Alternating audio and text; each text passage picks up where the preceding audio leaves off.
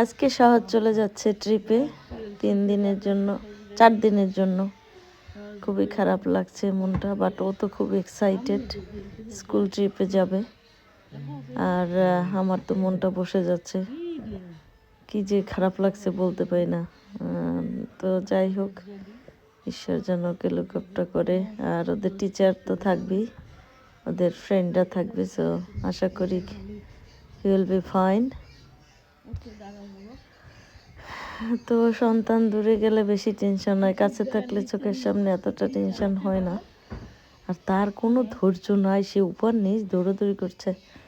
এখন নিজে নিজেই শু পরে নিচ্ছে, মারে মা, তার কোনো প্যাশেন্সই নাই কথা শোনার। সে কি তাড়াতাড়ি যাবে, কিভাবে যাবে, সে ব্যস্ত। ওদিকে কোচ চলে আসছে।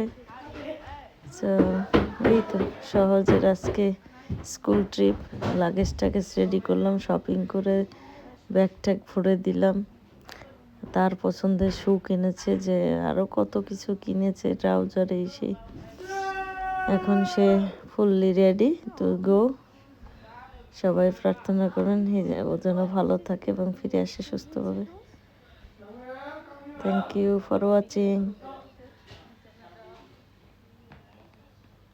ছেলেরা দেখতে দেখতে বড় হয়ে যায়, মা বাবার থেকে আলাদা হয়ে যায় তারা। তখন আর কিছুই এতটাও কান্নাকাটি করে না। আর এই দেশে বিশেষ করে সবাইরই এইভাবেই ট্রেন করে যে একা যেতে চলতে পারে। সে খুব ব্যস্ত চলে। বাই।